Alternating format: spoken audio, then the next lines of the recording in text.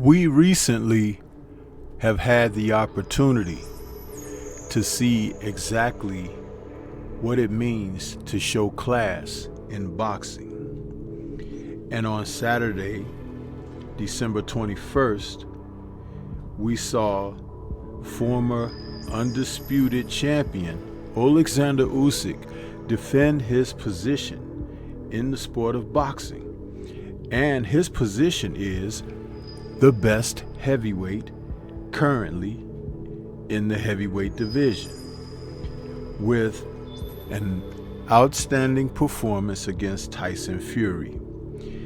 A rematch where many people thought if Fury could just make a couple of adjustments, he would be in the driver's seat and propel himself toward victory. But it was not necessarily the case.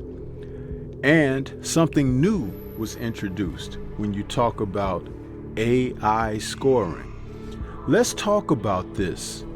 Slowly go over what that truly means for the sport and possibly the future of the sport as far as scoring and boxing.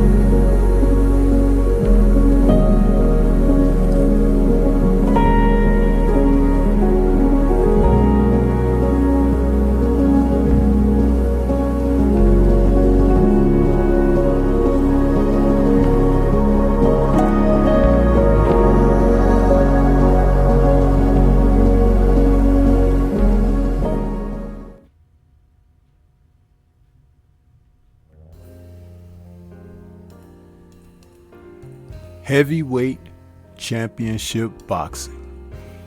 That's something that we've come to really enjoy as aficionados of the sport. And on Saturday, December 21st, Alexander Usyk and Tyson Fury renewed a rivalry of the two top heavyweights in present-day boxing. For a number of years, Tyson Fury has floated around the top of the division due to being able to avoid certain challenges and remain a prominent figure who self-professed held lineage to the title. But along comes Alexander Usyk, a man who has come and shown himself to be quite the challenge for anyone at the top of the division.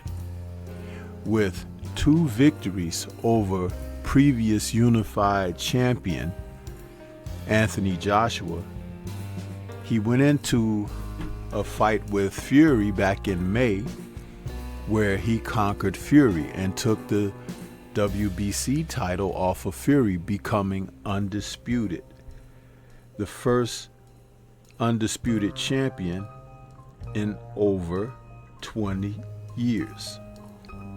And that was something that gave him a true mark in the sports history books and anointed him as special because he became undisputed in a second division of boxing, the first being cruiserweight, emulating a move that was made almost 30 years ago by Evander Holyfield.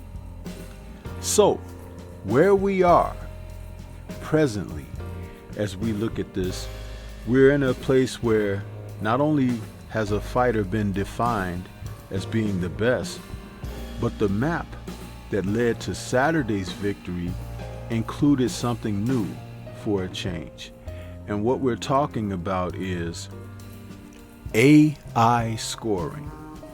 AI scoring is something that has been talked about, especially since the advancement of technology, where we can see that the automated boxing scoring system, which is referred to as ABSS, is a research and development project.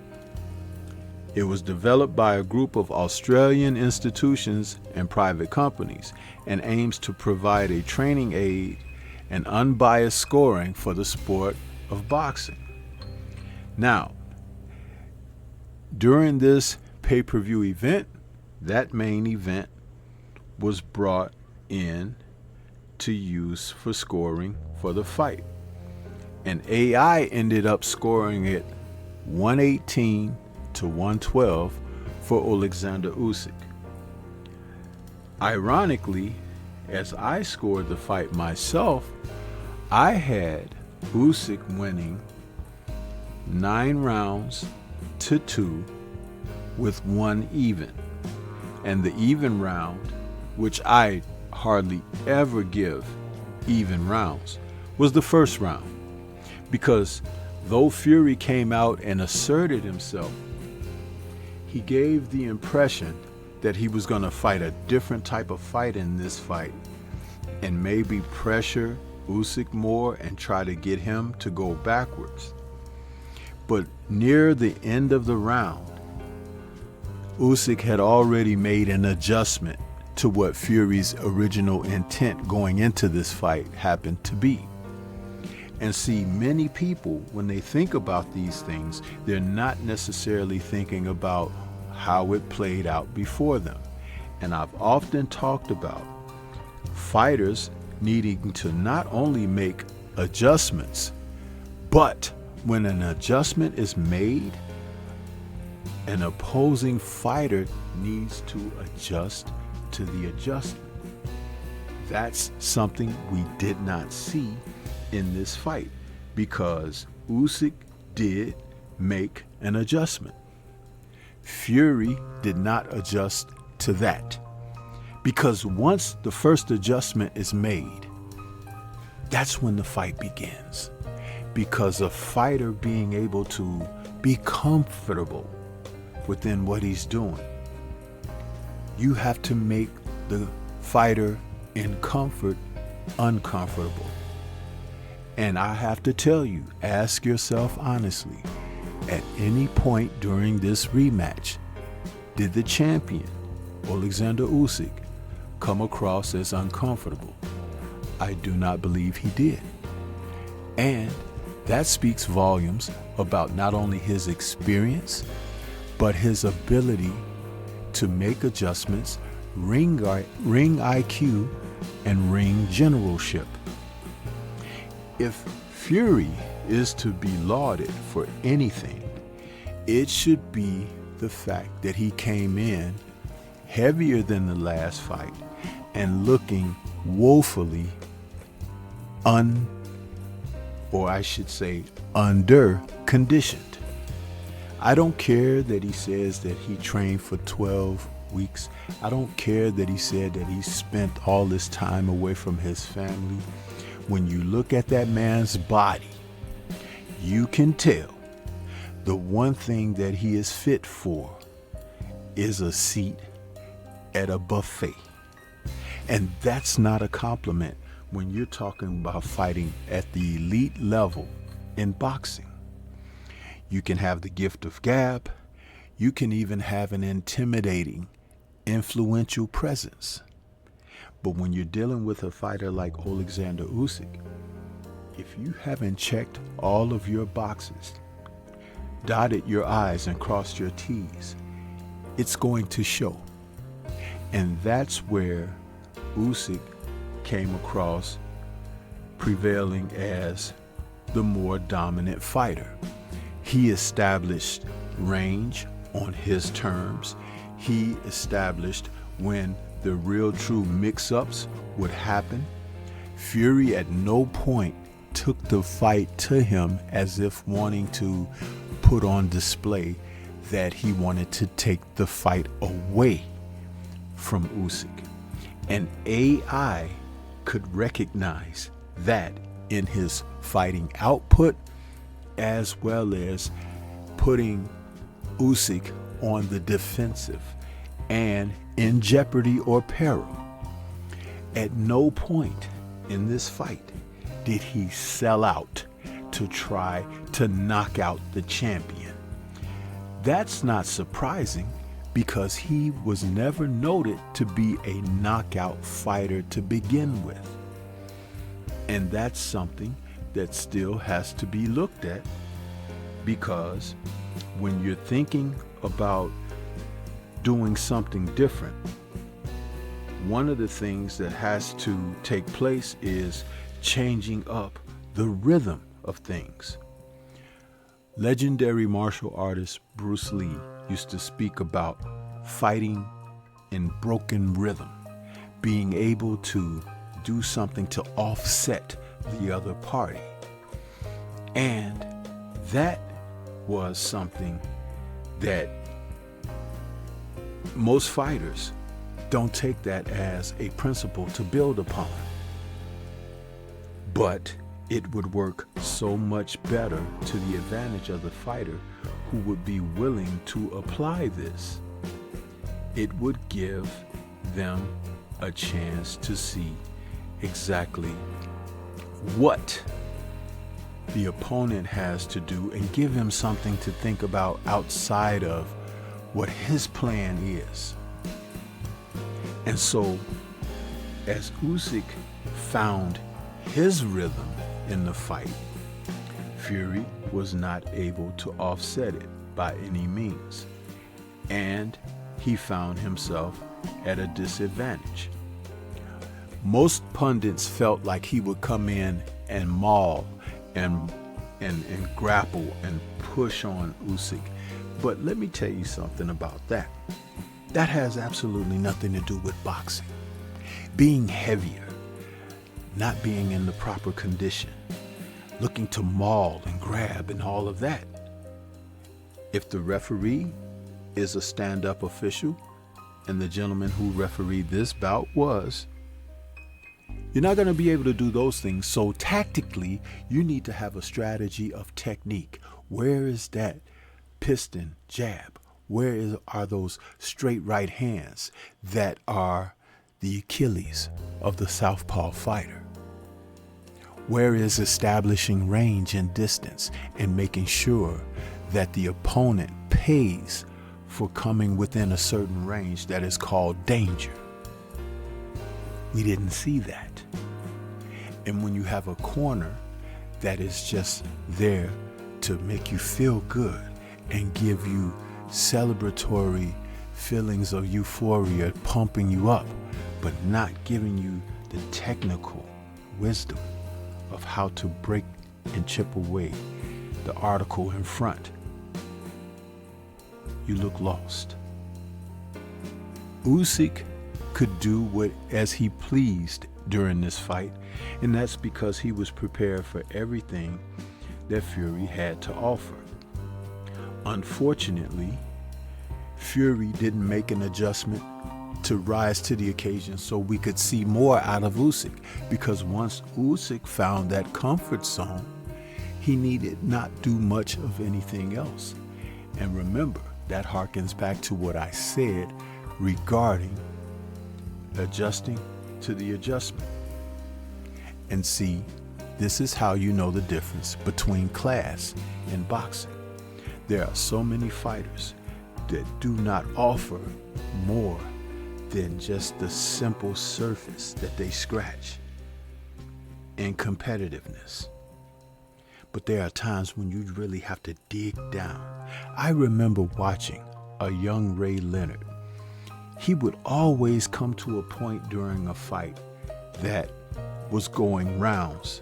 He would test the opponent's resolve by attacking, gritting his teeth, throwing combinations, going forward behind these punches, and trying to knock the opponent off of his square of comfort.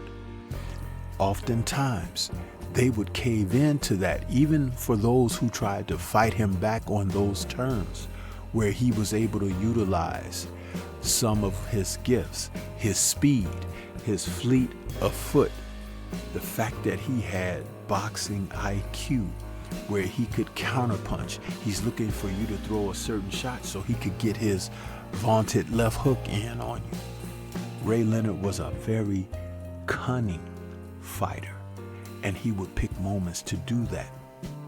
Evander Holyfield would do similar actions, and he would test the opponent. At some point, he's gonna open up with a volley on you. For some men, they may have been able to suck up and absorb the volley, but it still put them on their heels and made them a little more hesitant to go in after him, because he was basically on a downward motion of momentum.